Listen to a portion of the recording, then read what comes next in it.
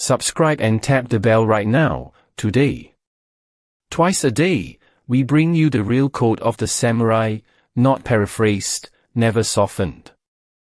Of all 8 virtues Inazo Nitobe catalogued in his 1899 account of Bushido, honor is the one most directly tied, on its surface at least, to how a samurai was perceived by others, and it's also the one most likely to be misunderstood today as simple vanity or reputation management.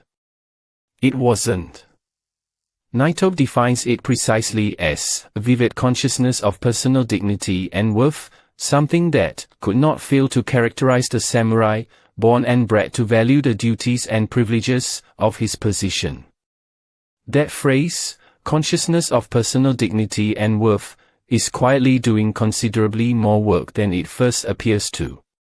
It isn't merely describing how a samurai simply wanted to be seen by others.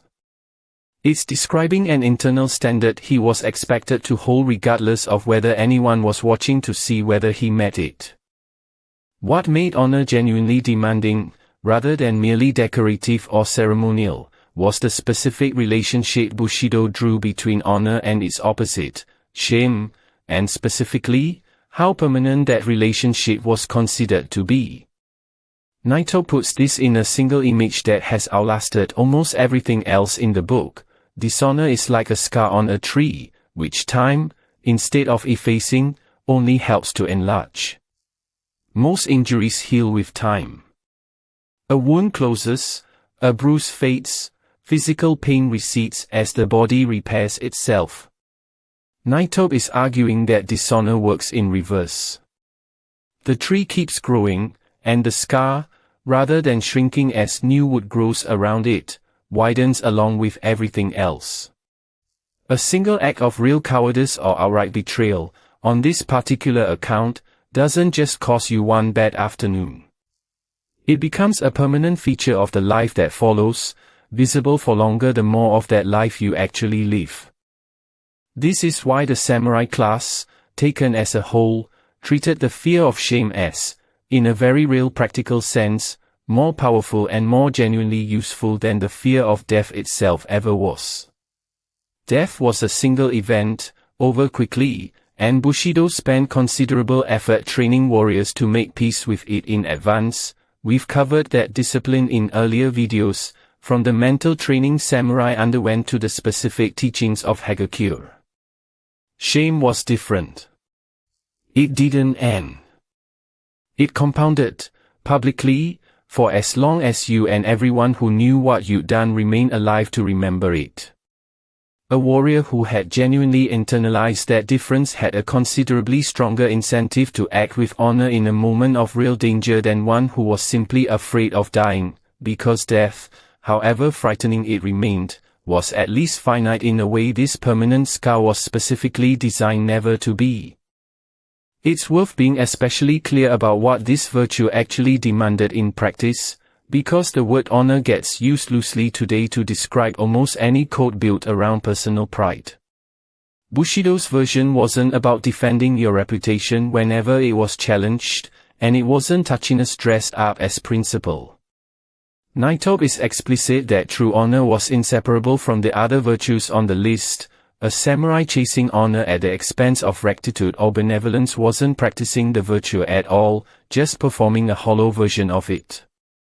Genuine honor meant living in a way your own conscience could stand fully behind, with public perception treated only as a natural consequence of that deeper internal standard, never accepted as a substitute for actually holding it.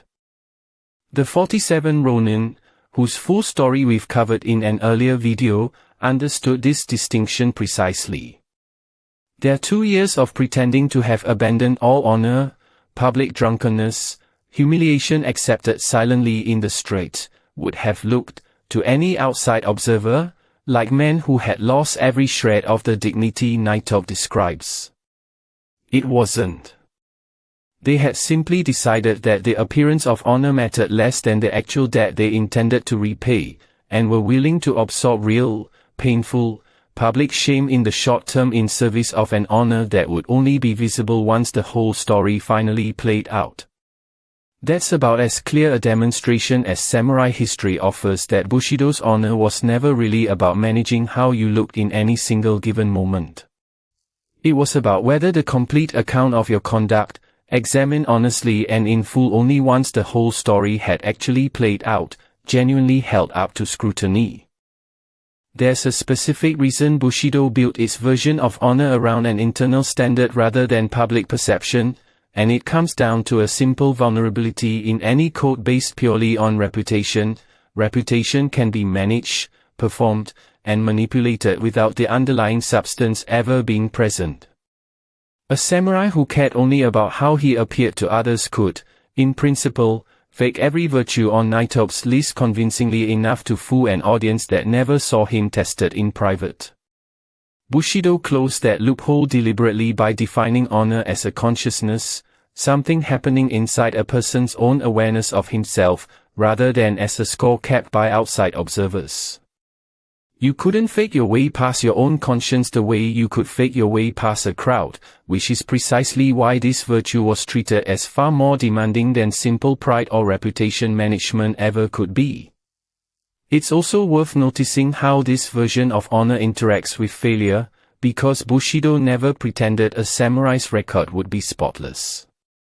Warriors made mistakes, lost duels, misjudged situations, and occasionally acted with less courage than the moment demanded. What separated a recoverable failure from the permanent scar Nitobe describes wasn't the failure itself, it was whether the samurai owned that failure honestly afterward, or tried to disguise, minimize, or shift blame for it instead. A samurai who failed and admitted it plainly kept his internal consciousness of dignity intact, even in defeat. One who failed and lied about it, or blamed someone else for it, compounded a single failure into the deeper, more permanent kind of dishonor the scar metaphor is actually describing. This is a harder standard to live by than simple reputation management, precisely because it can require tolerating exactly the kind of shame Nitobe wants never fades, temporarily, deliberately, in service of an outcome only visible later. Most people flinch instinctively from any appearance of dishonor the moment it arises, protecting the short-term perception at almost any cost available to them.